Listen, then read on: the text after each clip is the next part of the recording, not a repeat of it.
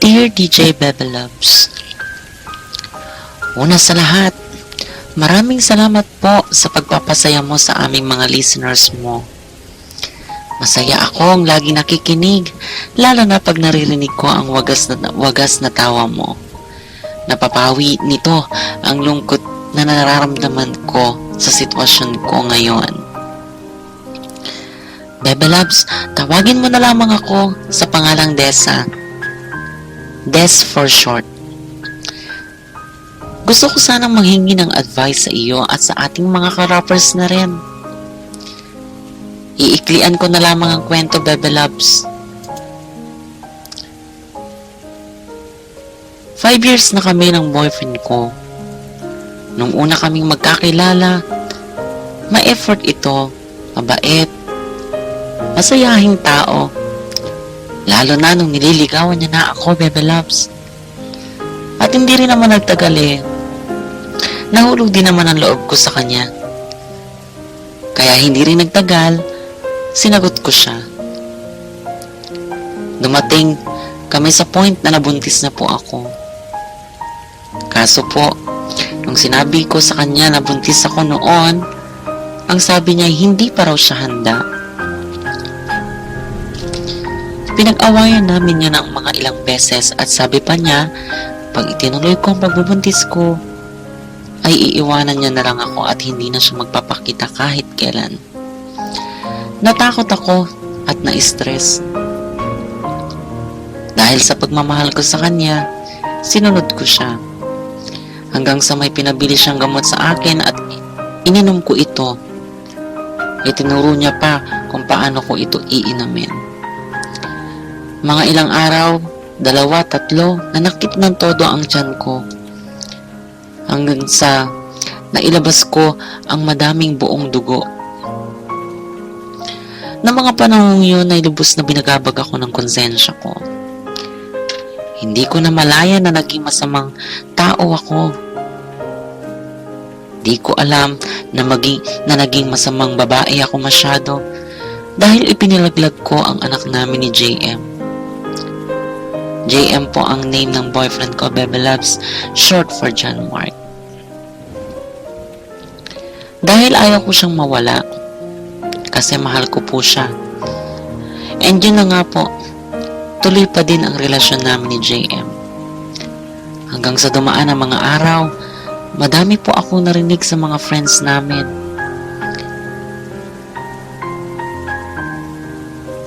Sa mga ka-workmates namin, sinasabi nila sa akin na malapit sa dati namin pinagtatrabahuan ay may isang supervisor po doon na nililigawan ni JM at dinedate. Kaya pala bihira na lang siya magparamdam noong mga panahong iyon. At puro na lamang po barkada, alak ang kasama nito, Bebe Loves. Palagi niya pong binabaliwala ang lahat ng mga sinasabi ko na wala na po siyang oras para sa akin dahil iba na ang priority niya. Magkasama man kami minsan, saglit lamang. Hindi na kagaya ng dati. Hanggang po sa dumating ulit yung time na na-delay na ako. At sa palagay ko noong mga panahong iyon ay buntis ako. Pero minabuti ko na lang munang sabihin sa tatay niya, doon na lang ako dumirekta. Kasi wala na po siyang nanay, tatay na lang ang kasama niya at yung panganay niyang kapatid at bunso. Pero nung mga panahong yun ay hindi po pa kami kasi masyadong close. Kung kaya't sa tatay niya na lamang ako dumirekta at naisip ko dahil magulang naman niya iyon at alam ko mas maiintindihan ako noon. Tapos yun po'y tinulungan ako ng tatay niya dahil taxi driver po ito, sinamahan niya na din ako magpa-check up. At nung araw na yun, natukoy na buntis ako. Last year lamang po iyon, Bebe Loves. December. Hinatid ako ng tatay niya sa amin at kinausap si tatay at nanay ko about sa pagbubuntis ko habang inaantay namin si JM. Inaantay ko sumagot si JM sa mga tawag at sa mga text ko. Kaso po, hanggang lumalim na ang gabi at nakaalis na ang tatay niya, ni-respond sa call and text ko, wala nung gabing yun. Hanggang kinabukasan tinext niya ako at tinawagan. Galit ito na nagsalita. Nalaman pala niya sa tatay niya. Bakit daw dumirekta pa ako sa tatay niya at hindi daw muna siya ang una kong kinausap. Ang sabi pa niya, alam ko naman daw na hindi pa siya handa na magkaanak dahil daw hindi siya stable sa trabaho at wala siyang ipapakain sa amin. Ang akin lang naman, baby love, sana kahit na alam niyang mahihirapan kami, tanggapin na lang niya yung bata. Tanggapin niya na lang na magkakaanak na siya. Hanggang sa sinisigawan niya na ako sa phone. Wala na lang po akong maitugon, kundi hagulgol. Pagkatapos ay naging matanong ang aking mga magulang kung bakit hindi ba napunta si JM sa amin. Dinadahilan ko na lang po sa mga magulang ko. Workaholic si JM, masyado siyang busy sa pagtatrabaho kaya hindi siya nakakapunta doon sa bahay namin o nagpapakita. Pero sa totoo lang, ayaw ni JM na pumunta sa amin. Hanggang sa yung tatay na mismo ni JM ang sumundo sa akin at doon na lamang daw ako tumira sa kanila. At pag dumating yung araw na pagkapanganak ko raw, ay tignan daw namin kung ano ang magiging desisyon ni JM. So pumayag ako, kaso baby loves, buhay binata masyado si JM na parang hindi man lang ako iniisip, uuwi sa oras na gusto niya. Tapos para lang akong display sa bahay nila. Tapos lagi pa kami nag-aaway. Dahil siguro hindi niya matanggap na nagbuntis ako ulit. Minsan pa nga, sinisigawan niya ako na umuwi ako sa amin. Ang ginagawa ko, umiiyak na lamang ako. Yung hiling ko lang sana na i-prioritize naman niya ako kasi siya yung tatay ng dinadala ko, baby loves. Hindi ko makita sa kanya ang excitement na magiging tatay na siya. Sapagkat kami ang bumuo nito, yung tatay na lamang ni JM lagi ang nag-iisip para sa amin ang nasa loob ng tiyan ko. Siya ang nagbibigay ng pangangailangan namin, pero yung anak niya hayon. Trabaho, barkada, alak. At pag may pagkakataon itong nagde-day off, wala din ito sa bahay. Nahihirapan ako kasi sumasama yung loob ko, baby loves. Nahihirapan po ako kasi pakiramdam ko hindi niya na ako mahal. Hindi na siya yung dating GM na nakilala ko, baby loves, na mabait, napaka-caring. Parang wala na po yung boyfriend ko na ama ng magiging anak ko. Minsan gusto ko nang sumuko, baby loves, pero ayoko namang ilabas ang anak ko na ganyan ang makikita niya na walang pakialam ang ama niya sa amin. Kung kaya palagi na lang akong naiyak, iyak na lang ng iyak ang aking nagagawa. Kasi hindi ko rin naman alam kung ano ang kahihinatnan ng pagiging martir ko. Ayaw ko rin naman siyang iwanan dahil mahal ko siya. Gusto ko man kumawala pero parang hindi ko kaya, baby loves. Lalo na napakabait ng tatay ni JM at ng mga kapatid niya. Tila nga yata siya lang ang naiibang ugali. Hindi ko na alam ang gagawin ko, baby loves. Kasama ko nga o magkasama nga kami sa iisang bahay pero hindi ko siya ramdam. Hindi ko siya maramdaman. Hindi niya mga magulang ko panatag sila dahil hindi nila alam ang mga nangyayari sa akin. Ngayon po ay mahigit na akong 4 na buwan buntis at patuloy pa rin ang ganitong sitwasyon namin ni JM. Hirap na ang kalooban ko, baby loves. Gusto ko nang tapusin kaso napanghihinaan ako ng loob, lalo na malaki na ang tiyan ko. At ayoko rin namang walang ama ang aking magiging anak. Pero hanggang kailan ba ako magtitiis, bebe? Hanggang kailan ba siya ganyan? Sana ay mapayuhan mo po ako sa sitwasyon kong ito. Maraming pong salamat sa inyo at sa bumubuo ng Rap Radio. Ako po si Desa at ito po ang aking rap stories. Personalan, ulitan lamang. Yamin na at magkulitan. Personalan, Ayan, Desa, hello sa iyo dyan. Unahin ko muna si JM, ha? Desa, nagigigil kasi ako, ha? Gusto kong ipalunok sa kanya itong mikropono ng hawak ko, ha? Oo, ha? Sa sobrang gigil ko, itong cellphone kong lobat na gusto kong ipukpok at ipalunok sa kanya, ha? Nang gigigil si DJ Bebe Loves, ha?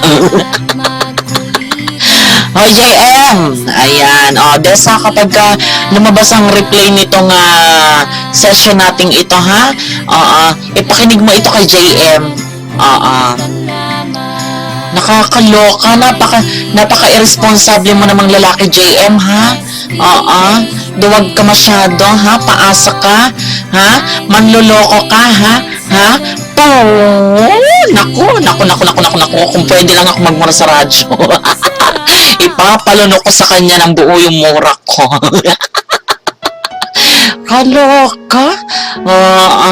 Ba't naman ganun, JM? Napakawalang balls mo naman, JM. Ba't ganun naman, kuya? Ha? Alam mo kung anong dapat ginagawa sa katulad mong lalaki, ha? Alam mo dapat ang ginagawa sa katulad mong lalaki, tol? Ha? Dapat sa'yo pinuputulan, tol. Nakakaloka ka. Dapat sa'yo pinuputulan. JM. Ha? Ba't ang dami niyong lalaking ganyan, ha? Ha? Napakagaling ninyo sa kama pero ayaw niyo maging ama. Nakakaloka kayo? Ha? Dapat sa inyo itinatapon sa Mindanao. Ibala sa mga sundalong rebelde. Mga wala kayong konsensya. Mga irresponsable. Mga wala kayong balls. Nakakaloka.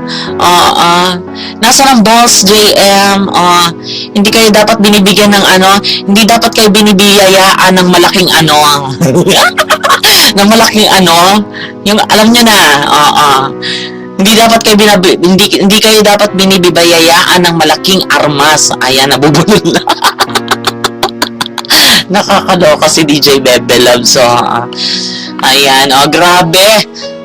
Ba't ang daming lalaking ganyan, Takboy masyado, JM, magbago ka na, ha? Duterte na. Sungal-ngaling talaga kita. Nakakaloka to si JM. At ikaw naman, Desa. Desa, magsan ka ng puso kung nakikinig ka, ha? Hindi lang para kay Desa. Hindi lang ikaw, sa lahat din ng babaeng papasok pa lang sa relasyon. Naku, kilalanin nyo munang maigi ang mga lalakwe na yan. Diyos ko po, ina ng awang mahabagin. Hindi lang na-offeran kayo ng bulaklak, tsokolate, konting-konting effort lang itataas ng bandera ng Pilipinas. Nakakaloka kayo. Ha? Ang sarap niyong kurutin sa fallopian tube. Ha? Kaya mas maganda pa din yung old times, yung tipo ng mga lalaki noon, nagkapanahonan ng mga nanay at tatay, lolo at lola natin, yung way of panliligaw nila, mas sincere. Mas makikilala mo talaga yung mga lalaki. Sus Mio, ngayon tanungin ka lang, gusto mo ba ako? Kasi ako gusto kita. Pag sumagot si babae, oo, gusto kita. Gora bells na sila, te. Kung saan-saan na lang. Ilalabas na nila agad ang mga pempem nila. Nakakaloka.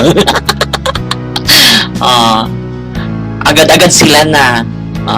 Kaya madaming kabataan ngayon, hayon dalagang ina o batang ina. Hindi ko kayo hinuhusgahan, hindi ko sila hinuhusgahan. Gusto ko lang maging example sila sa mga kabataan ngayon na medyo pinakilig lang ng konti o kaya kinindatan lang ng gwapo, na bigyan lang ng konting effort, binibigyan agad ng laman. Magawan lang ng konting effort, crush na agad. Magawan lang ng konting effort, mabait na agad si lalaki. At sa mga lalaki dyan, Diyos ko naman, bago naman kayo kumana, mga tol, mga chong, gamit-gamit naman ang protection, pag may time. Nakakaloka. Saka bago nyo gawin, isipin nyo muna bago at ang kalalabasan. Huwag nyong idahilan yung hindi pa kayo handa. Nakakaloko kayo. Kung talagang mahal nyo ang girl lash, pinakganar nyo na, dapat panindigan nyo na din. Kapag may nabuo. Ang siste, pak lang kayo ng pak? Walang ganon-ganon? Nakakaloka sila. Pak lang sila ng pak. Hindi sila marunong gumanern. Nakakaloka sila. Ang ibig ko lang sabihin, mga chong, before and after, be responsible. Be a man with balls. Not only literally with balls lang meron kayo. Yung ibig sabihin ni DJ Bebe Labs, be responsible for everything naman. Lalo na kapag buntis portion na ang pinag-uusapan. Siya, nagigigil talaga ako ha? Siya, mabalik tayo kay Dessa. Nagiinit ang bumbunan ko ha, Dessa ha? Dessa. Ayan na siya, nagsend na siya ng puso. Ayan ha, nangyari na, nangyari na ang lahat. Napasok na ni Kapitan ang barangay hall mo at may nabuo na ng isang barangay tanod. Barangay tanod? Odessa. Ha? Wala na tayong magagawa napasok na ni Kapitan ang barangay hall mo. Nabuo na si barangay tanod. Iluluwal mo na yan very soon. Anong ganap? Isnab ka ni JM. Pero kahit ganon, ang masasabi ko lang, unang-una, ngayon na naranasan mo ang makasama si JM at na-realize mo yung mga nangyayaring yaan, mahalin mo na ang sarili mo, bebe. Alagaan mo ang sarili mo, ha, bebe? Dahil hindi lang naman ikaw ang nai-stress pag nagdaramdam o sumasama ang loob mo kay JM, pati yung bata na nandyan sa loob ng tiyan mo. Kung di ka kayang pahalagahan ni JM, pahalagahan mo na ang sarili mo. Alagaan mo ang nasa sinapupunan mo. Ganon talaga. Ganon na nga ang pinakikita sa'yo ni JM. So obvious. Alam mo na ang sagot sa mga katanungan mo alam mo na din ang gagawin mo, pero hindi mo kaya kasi nakastuck ka doon sa part na mahal mo si JM. Wake up, Dessa. Hindi ka mahal ni JM, bebe. Yung klase ng pagkatao ni JM ay parang isang attitude na pag nakuha niya ng isang bagay na gusto niya, ay wala na siyang pake. Tingnan mo ngayon, napakdanan ka. Nakakaloka. Napakdanan na niya. At siguro yun lang ang trato sa'yo ni JM. Siguro trato niya lang talaga sa'yo, gamitan. At wala siyang plano na panindigan ka. Kasi gusto niyang malaya siya na ginagawa ang ginagawa niya sa'yo sa ibang babae. Yan yung mga lalaki na ayaw ng commitment. Gusto landian lang. Mga walang balls. So tama na, Dessa. Stop hurting yourself and your baby inside. It is not good for you. And it's not good for the baby. Diba?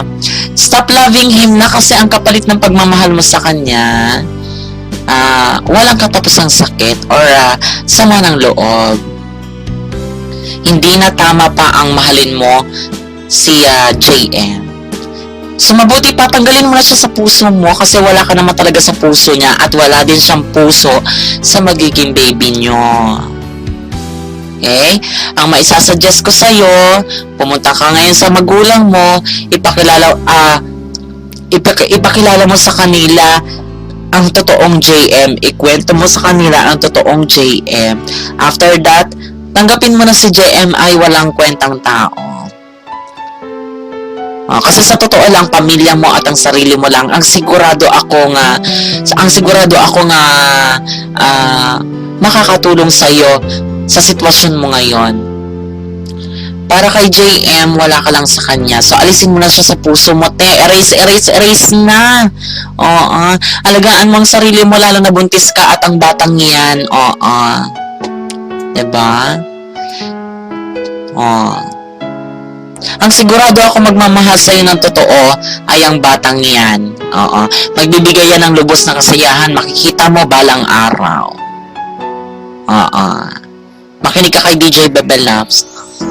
So, alagaan mo yan ng mabuti hanggang sa lumabas, hanggang sa lumaki. 'Di ba? At pag dumating ulit yung panahon na may mamahalin ka, kung sakali, utang na loob, Desa, nako. Mahalin mo muna ang sarili mo at ang anak mo. Kilalanin mo muna yung darating sa buhay mo. Desa, pagmahal ka ng tao, kaya kang panindigan. Yung hindi lang salita at mabulaklak na bunganga sa una. Yung alam mo mismo at ramdam na ramdam mong mahal ka niya talaga. At kahit ano ang mangyari, ipaglalaban ka, paninindigan ang relasyon nyo, haharapin na magkasama ang lahat sa hirap at ginhawa. Tatanggapin at mamahalin ka kung sino at ano ka pa, okay? Kaya mag-decide ka na. Nasasayang yung panahon, bata ka pa. Don't waste your time. To such a wasted person like JM. Pag mo sayangin ang oras mo sa pagmamahal sa isang katulad niya, ituring mo siyang isang basura. Itapon mo na siya. Sa ngayon, ituon mo na ang lahat ng pagmamahal at pag-aaruga mo sa baby mo na malapit-lapit mo na ding ipanganak. Lagi kang lumapit sa Diyos, humingi ka lagi ng lakas ng loob sa Kanya, Hingin mo yung gabay niya na sana, patnubayan ka nito. Kaya mo yan. Kayang-kaya mo yan. Kaya ang dapat gawin mo ngayon, simulan mo munang magpaalam sa kanila. Umuwi ka na sa pamilya mo. Naniniwala akong matatanggap nila ang sitwasyon mo. At balang araw darating ang karma kay JM. Then doon niya marirealize o maiisip ang ginawa niya sa inyo ng anak mo. Mararamdaman niya lahat ng sakit na nararamdaman mo ngayon. Okay, Jessa? Okay na? Yun lang ang masasabi ko, Dessa, mag-aantay tayo ng ating mga ka-rappers na magbibigay ng mensahe para sa iyo at babasahin ko yon. Nagigigil ako dito kay JM nakakaloka to si JM bakit naman ganun, JM? Ba't wala namang boss? Eto muna. Babalikan ko kayo maya-maya lamang para magbasa ako ng mga mensahe ng ating mga ka-rappers. Ito muna ang song request ni Bebe Kiel, ang When I Look at You by Miley Cyrus. Ayan, enjoy your song request. Magbabalik si DJ Bebe Loves on board. Dito lang yan sa nag-iisang radyo mo, radyo niya, radyo natin to, ang Rap Radio, kung saan kulitan lang walang personalan. Basta radyo. Sarap. Rap XPH Radio 98.7 Rap XPH Radio. Sarap! Ito na, babasahin ko na si DJ Bebe Bear. Dessa, nakikinig ka pa ba? Send ka ng puso, dali. Gusto ko ramdamin mo. Maramdaman mo man lang yung yung tender loving care ng mga DJ. Tender loving care. Kawawa naman si Dessa, wag natin balahurain. Bago yun, basahin ko muna si TSS Rose. Mukhang hindi pa tapos si DJ Bebe Bear magsulat ng kanyang love advice. Dito muna tayo sa The Smule Star 2017. Ang mensahe ni Kezaina at ni TSS Rose. Si Kezaina muna tayo. Ayan. Hello kay Kezaina na taga Jeddah. Desa, makinig ka. Itong mensahe para sa iyo ni Kezaina. Good afternoon, Bebe Loves. Ang maipapayo ko sa letter sender ay iwanan niya bakit siya magtitiis sa lalaki hindi siya kayang panindigan. Bebe Desa, hindi mo ma-please ang isang tao. Pahalagahan at mahalin ka gaya ng ginagawa mo sa kanya. Huwag mong isipin paano pag iwan mo kawawa ang anak mo. Hindi yun ang rason. Mas kawawa ang bata, makita niya ganyan ang sitwasyon ng dalawa. Hindi lang ikaw ang naging single mother para marami, kaya mas pagtuunan mo ng pansin kinabukasan ng baby mo kaysa pagtiis dyan sa walang kwenta mong boyfriend. God bless sa iyo. Sana magising ka na, bebe. Mas kawawa ka if manatili ka sa ganyang sitwasyon. And that is a message coming from Kezaina ng bansang Jeddah. Okay. Thank you so much, Kezaina, for your message advice para sa ating karapper na si Bebe Loves nating Desa. And here's another love advice from TSS Rose ng Japan. Ayan, ang The Smule Stars din. Para sa ating letter sender, Bebe Loves, mahirap ang ganyang sitwasyon. Pero para sa akin lang, sandali, naano ko na nasasamid. Ayan, tuloy. Nakakaloka. Tuloy lang ang laban. Para sa ating letter sender, Bebe Loves, mahirap ang ganyang sitwasyon. Pero para sa akin lang, bilang isang ina, isipin na lang niya ang magiging anak niya. Huwag na niyang isipin pa ang BF niya. Alam ko kaya niyang buhayin ang anak niya. Me, myself, is a single mom for 18 years. Ang tanging masasabi ko na lang sa kanya, maging matatag siya para sa anak niya. Paglaki ng bata, ipakilala pa rin niya sa papa niya. I'm sure pag makita na ng BF niya ang anak niya, doon niya mararamdaman na mahal pala niya ang mag-ina niya. Ang lahat ay may pagbabago. Malay natin, paglabas ng bata, doon na magbago ang BF niya. Huwag siyang mawala ng pag-asa. Pero if ever na hindi magbago ang BF niya, dyan pakita niya na kaya niyang buhayin ang anak niya. And I'm sure may tutulong naman siya matutulungan naman siya ng mga in-laws niya. Huwag lang siyang panghinaan ng loob para sa anak niya. Kung ako nga nakaya ko, 3 pa, siya pa kaya. Kayanin niya yan, hayaan na niya si BF. At na-play na natin ang song request niya, Bebe Rose, na Hindi Ako Isang Laruan, para daw sa letter sender. Sabi ni Bebe Rose, naiinis ako. Naiiyak ako sa inis, Bebe Loves. Galit ako kasi ang hirap maging isang single mom sa totoo lang, pero dapat niyang panindigan kasi ginusto din niya yan. May kasalanan din siya. Focus sa anak niya, sa sarili niya. Pakita niya na malakas siya, huwag siyang patalo. Yun lang. Salamat, Bebe Loves. Hindi ko napigilan ang luha ko, naaawa ako sa bata. Ayan ang mensahe ni Bebe Rose ng Japan. Desa, narinig mo yun, ha? Oo, payo yun ng isang ina. Oo, na single mom din. Oo, na magiging kagaya mo very soon. Oo.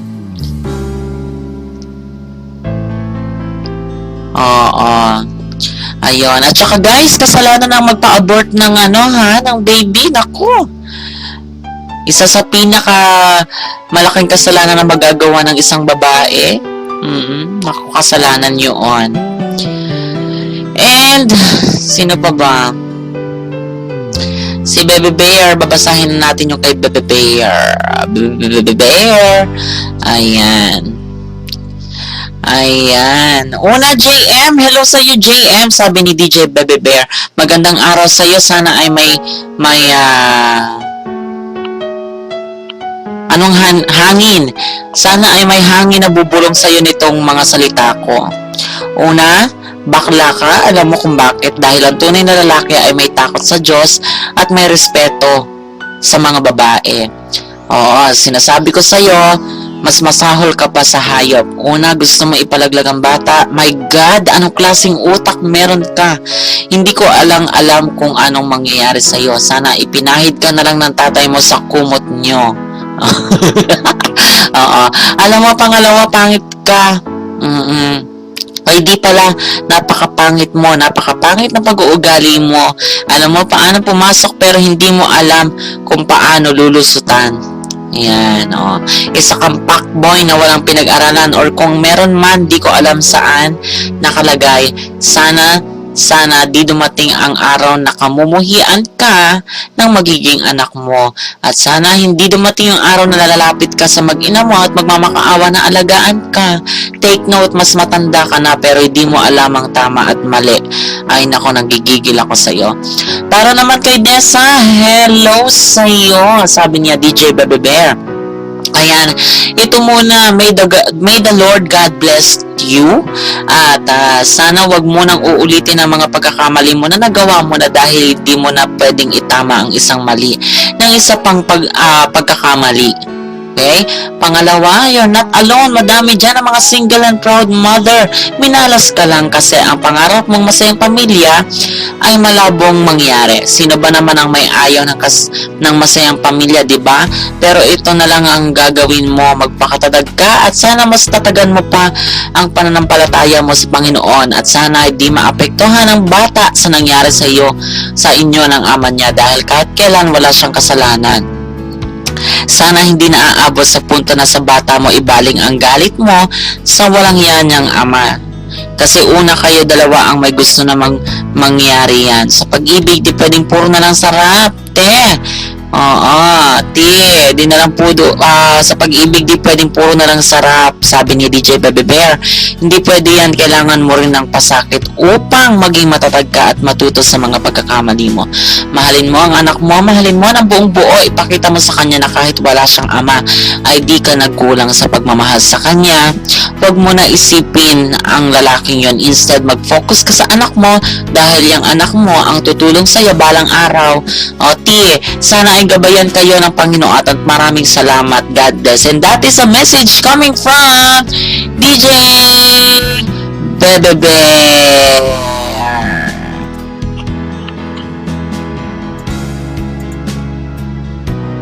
Ayan, Odessa, napakinggan mo ang ating mga nagpadala ng mensahe sa iyo, ha? Oo. Ayan. Ayan, sabi niya, Lynn ng Paranaque City, even single mom, kaya pa rin buhayin ang anak kahit walang ama. Yan ang sabi niya, Lynn ng Paranaque. Ayan, thank you so much for tuning in with DJ Bebe Loves. Dito lang yan sa Rapper Radio. Ayan, maraming salamat sa lahat ng nakinig, sa lahat ng naki-advise sa ating letter sender. At bago yan, binabati ko muna ang aking family. Yan, si Kuya Tolitz Aquino at ang asawa niyang si Roslyn Aquino, si Mama Sally Aquino, ang Mudra Bells namin. Ayan, si Ian, si Junel, and ang binabati ko rin ang nandyan yung mga Ate Darlas namin na nandyan ngayon sa Australia, sa Adelaide, Australia. Hello kay Ate Amy, kay Kuya Don at kay Ate Jennifer, especially sa aming prinsesa ng pamilya. Ayan, si Hailey. Hello Hailey, I missed you baby. Ayan, hello sa inyong lahat dyan, especially kaya wala na pala akong babatiin. Ay, meron pala yung asawa nila ate ko. Ayan, Graham, Kuya Danny Boy. Hello sa inyo dyan. Yan, hello to all of you there. Yan. And thank you so much kaya kaya Mami Rose ng Japan. Thank you so much kaya Kizaina ng Jeddah, kay Kiel ng Manila, kaya Debbie ng Netherlands, kaya Mac Angela ng Japan. Ayan, thank you for tuning in. Kay DJ Bebe Bear na nandyan ngayon sa Dunkin' Donuts. Ayan, at kaya sino pa bang nakalimutan ko? Kay Sweet John, kaya Yam ng The Smule Stars at kaya si Jun Star. Ayan. Thank you so much for listening with DJ Babalabs. Malapit na rin ako magpaalam. Ayan. Bago yun at babatiin ko muna lahat ng ating group affiliates. Thank you so much. Happy 4th Mansary Bigo International Friends. Ayan. Happy Mansary sa happy 4th Mansary. And Karaoke Music Lovers, Certified Pinoy Smulers, The Smule Stars 2017, and Dubai Friendship Clubs, hello. Middle East Chatters and Middle East Tambayan. Ayan, ang mga tropang homesick na nandyan ngayon sa Europe, sa Germany, at sa Belgium. Hello sa inyo dyan lahat. At kayo patuloy na nakikinig kay DJ Bebelabs. Thank you so much sa lahat ng DJ natin. DJ Jel, ayan, pagaling ka. Sana maging okay ang result ng iyong check-up. Ayan, ng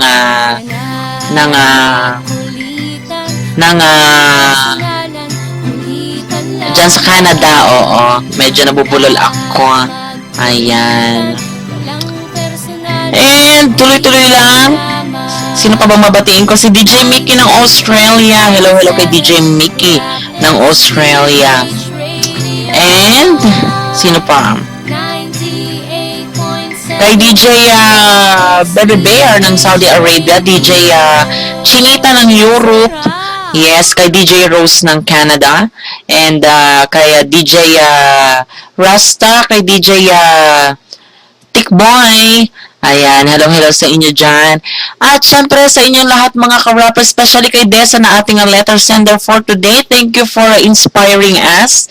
And sana'y ma-apply mo sa sarili mo ang mga advice namin. Para sa'yo din yon. And thank you guys for listening. Dito lang yan sa Rapper Radio, ang radyo mo guys. Ako po ang inyong DJ Babalops na nagsasabing, always happy, wear your smile. Dahil dito sa radio natin, radyo mo, radyo niya, radyo natin to, ang Rap Radio, kung saan kulitan lang, walang personalan, basta radio. So, Rap and DJ Babalabs is now signing off.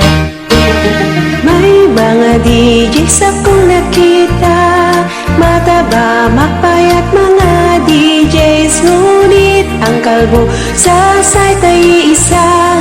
Siya ang leader na nagsabi ng rap. Siya ang leader na nagsabi ng rap.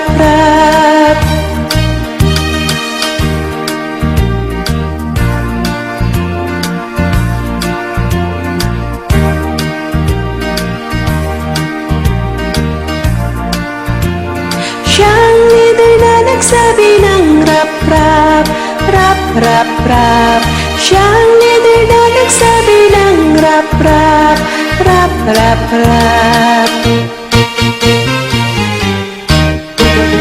May mga chatters akong nakita, masaya, malungkot, umaasa, ngunit sila'y in love sa iisa.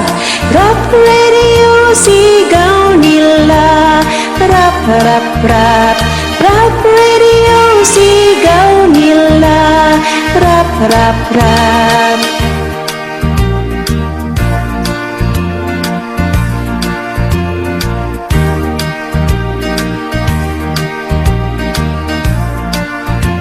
Siya ang leader na nagsabi ng rap. Siya ang leader na nagsabi ng rap.